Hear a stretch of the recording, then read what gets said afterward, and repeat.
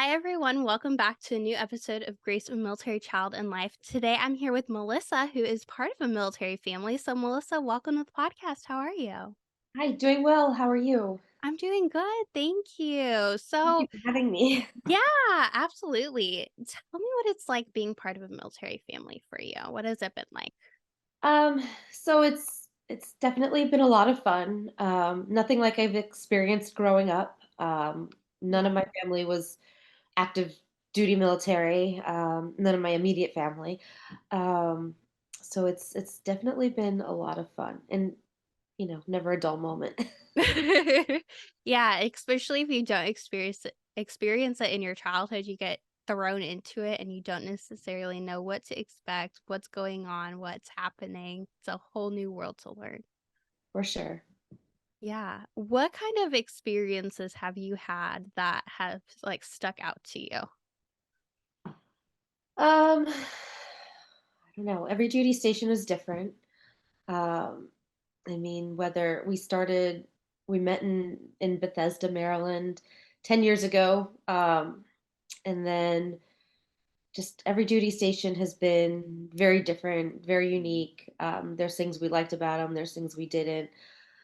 Um, but nothing. I mean, we just sort of lived our lives, and there's really been nothing that I don't know, nothing that really stands out. I mean, we just live our lives. That's all. Yeah, each place is so unique and it's so different. And especially, if you've had opportunities to live on the other side of the country or even outside of the US, like it's a whole different world that you experience. For sure. We've been on both sides of the US, on the West Coast and the East Coast, but we haven't been overseas yet, so we're hoping that's next. It's funny because everyone literally hopes to go overseas. It's the top wish list for everyone, but it's only a select, few that actually get that. For sure. Yeah. You've been all over. Do you have like a favorite? Like it's hard to pick a favorite, but do you have a favorite? So we're currently in Newport, Rhode Island. That's been my favorite so far, mostly for my kids, who are 6 and 8, but they've it's such a good community, and it's a small town, supports very close knit support system, both military and non-military. So it's definitely been my favorite. We were out in California prior to this at Camp Pendleton, and that was a lot of fun. It was always warm. Like, you basically pay for the weather when you're out there. Yeah. Uh, so it was. I don't know that we would ever live there if we weren't military, but it was definitely a great experience. There was so much to do, hiking and going to the beach all year round. Right. Definitely a good experience. And then I don't know, Florida was. We enjoyed Florida. It's where our son was born, and the weather was great. We didn't mind the humidity because I'm from the East Coast, so. Yeah. But I mean, that's I think those were our top three. Yeah. It's definitely nice to be able to, because that's like three totally different places, and four if you include Bethesda, like Yeah, totally different places, that you've been fortunate to go to. And like you said, most of these places you don't necessarily look at the country and say, "Oh, I'm going to go to Southern California." I'm choosing to live there. And for so sure. but you get so many incredible opportunities there, like you said, hiking, the weather's always amazing. Um, so you've got, so many different positives to each spot that you go to, and most of the time you wouldn't choose it yourself. For sure. I mean, prior to having lived in Florida, I never really thought like Jacksonville, Florida would be a place we'd go. And Yeah, I mean, I would, you think Orlando or Tampa or like one of the bigger cities. When you right. think of Florida, you don't think of Jacksonville all the time. So Yeah, exactly. And so, I mean, it's so different, and you kind of find where what you like about each spot, what you don't like. So then when, time comes to retire and find one spot to settle down, it's kind of you have more of an aspect to be able to say, "Oh, this place was great. Like, let's go live back in this state," or it's easier to choose For sometimes. For sure, we're not quite yet there yet. My husband's been in for it'll be 17 years this year, so we're getting close, but not quite there yet. Yeah, almost there. It'll come faster than you think, but it's still quite a few years away. Yes, for Yes. sure. So what kind of challenges have you faced as a military spouse? Challenges, there are a couple. I mean, I had a career in medical device when I met my husband. I've carried it with me down to Florida when we had our son, and then I went back 6 weeks after he was born. And then when we moved to California, that was it with my career. I, applied to different places that were in the medical device field, and just it never worked out. So that was employment was a hard thing. Yeah. And then also making friends sometimes isn't always the easiest. I notice like you make friends at your duty station, but only like a couple stick with you as through like your next couple duty stations that you keep in touch with. Um, and it's just the funniest thing because like people you thought were your friends sometimes aren't, but you there are those few that stick with you each duty station. Yeah. Uh, Employment is something I hear echoed through really the entire military community because you can't necessarily have a stable job everywhere you go. And especially in the medical field, medical anything, you know, you go somewhere, you get a job, but then you have to move and not everyone's always hiring and sometimes you have licenses that need to be transferred and it's very difficult to be able to take medical teaching really any of those careers with you. For sure. Yeah. So, it's definitely one of those things that you kind of take with you and you're like, okay, well, do I pick my career or my family? And I think, for most people, it's an obvious answer to choose your family. And that's why a lot of military spouses are small business owners and, do their own thing. Absolutely.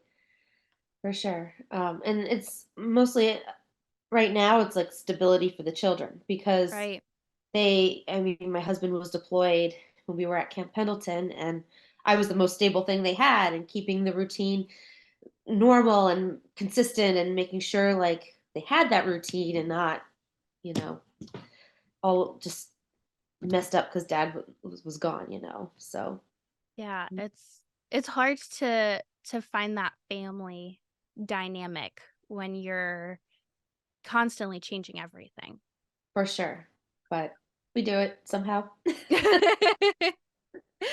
Yeah, and, my mom always, uh when my dad would deploy or when he would go to trainings, it was like, "All right, well, let's have this rhythm, this routine that every single day, is gonna be the same," because that was, not only better for her and easier for her, but it was also easier on us, an 8 and 9-year-old, it was get up, you eat breakfast, you go to school, you come home, you have a snack, you do homework, every single day was pretty much predictable because you're living in a world of unpredictability, so having at least one little thing, and if that's like a daily routine that you can predict, it Yep, makes it so much easier. for sure. Yeah. Absolutely. Yeah. Yeah. Young kids don't necessarily understand the fact of, "All right, well, mom or dad has to go for, an extended period of time." So it's like, how do you find that way for them to understand that, but also to understand that, they're still having to live their life as well. As an adult, it's easier to understand. for sure. And we just, we kept busy. Like we I made sure like they had their routine, but then we also on their downtime, we had things to do, and his Yeah. command helped with that. They made sure there was things to do for the families to occupy them. So it was great. It was a I guess it was the best experience it could be. Well, and that's the only thing you can do is make it the best experience it can be, because sometimes, like, you don't have control over really anything in the military life. You give all of that up. And so, for people like me who like to have control of everything, you don't have that. So you have to be able to find those moments where you can, let go of the control and just, live in the moment, find those fun things to do, especially, being out in California and hiking and, taking in those moments while you're there. Absolutely. Yeah. What are some of the things that you've learned throughout the lifestyle? Um, Probably just to go with it. And then, like you said, you can't control anything. I'm very type A, which explains the small business owning. But Yeah. I I'm very like yes, you can't control anything. You just have to go with it and make the best of it. Um, and then getting involved is always going to help. Like if it's going to be better if like you get involved rather than you sit like on the sidelines and watch everything. So Yeah, absolutely. And, it's really important that you do get involved, because once you do get involved, notice that you're not alone, through whatever you're going through. You have a community of people around you going through the same thing. for sure, yes. Yeah. And so, how did you kind of get into that small business world and start on that journey for yourself? So I don't know, where do I begin? I guess I could go back as far as my daughter was born 6 years ago, and she like that was it. I started staying home, but I still Yeah. needed something for me, something for like to be able to contribute to our family. And I tested different things. I even like I've done a couple MLMs, and then decided that maybe I just needed to start my own thing after taking a break, of course, from that. But it was I was in we were in Camp Pendleton, and I went to one of our neighborhood bunko meetups, and I took cupcakes, and someone was like, "Oh, like these are really good. You should sell these." I didn't really think of anything of it. I just sort of was like, "Oh, okay." And then, like the wheels started turning a little bit more, and I started baking more at home. And then we got here to Newport, and I was just like, I'll give it a shot. And my hairdresser at the time, who was also another military spouse, posted in our military spouse group, like, well, about my cupcakes and all this. And that's sort of where where it began. It hasn't stopped since, which is a great problem to have. I just ran from there. So that's Yeah. kind of it in a nutshell. Yeah. And it's great because it's something you can take with you. It's not necessarily like, okay, this is only available where I'm at in this location here. It's something that when you do move again, you can pick up and take with you. Right, and everyone has birthdays, everyone Yeah. has, promotions and, uh, retirements to celebrate and change of commands and things like that, and I mean, you could always use cake. Yeah, Why and that, not? my dad, when he retired, we got a huge cake that said, "Congratulations, Staff Sergeant Burgess, on your retirement," with, the Army emblem on it. And, you know, there was always something to celebrate around there, having cake. There was always cake and cupcakes and, sweets around. And, it's just something that you can even celebrate the random things, halfway through a deployment or whatever it may be. Absolutely. And, I've branched out from like just the military group since then. And I was part of with the Newport's on an island. If I don't know if you've ever been here or know about it, but it's its own little island off the coast of the main Rhode Island. And um, I was part of their farmers market all summer. So that That's was really fun fun. to get out into the community and just bring brand awareness to my business. So Yeah, that's super fun, and I love, when you can actually take your product and actually go to markets and farmers markets and, be able to sell something, and you can't necessarily have a stable employment because of the military life. So, you make it what you can, and having a small business, being able to sell something, it's such a fulfilling feeling to be able to, like you said, be there for your family, but you can also still provide for your family. absolutely. And like a lot of this, I was really lucky because I found a place called Hope in Maine, which is about 35 minutes from us. But instead of having a brick and mortar bakery, I can bake out of their rental kitchens. So Oh, that's so fun. yeah, and they run like a cohort where they help you run your food business and all of that. But prior to us moving here, Rhode Island didn't have any cottage laws on food or anything. So I got here expecting that to still be the case. So that's how that came about, like working out of their kitchens and working with their cohort. Um, since then, Rhode Island has changed their cottage laws and they became a little more lenient and have allowed you to apply for permits like to work from your home. But I still enjoy that bigger space and Yeah. not having to wreck my kitchen.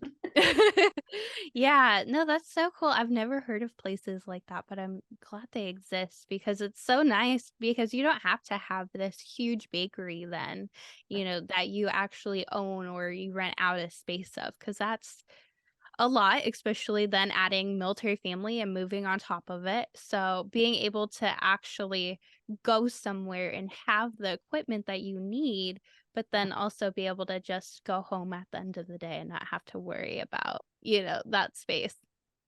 Absolutely. Yeah. So where can listeners find you and learn more about your business? So I'm on Instagram. It's at Sweet Blooms Confectionery. It's in confectionery spelled with an ERY, not an ARY. I, I I've had lots of people get confused with that. I also have a website. It's sweetbloomsconfectionery.com. And I think that's yeah, that's it. Yeah, it's so important to be able to have something, for you to do outside of this life, and something that you can have ownership over and call it yours, even with the chaos of the lifestyle that's, going on the outside, and, being a mom outside of that. And, you can actually have something that's your own. Absolutely. Yeah, I think it's so important for everyone to do that. And creativity is so fun. It is, absolutely. And it's important like to have something for yourself to keep you, whether it's a job or a career or maybe it's volunteering, small business, having your own small business, or even just volunteering within the community or whatever. Yeah. Especially, living on base or near a base, there's so many opportunities for volunteering. There's always, a USO that needs volunteers, or events that are being held and need volunteers. There are like endless opportunities to volunteer. Absolutely.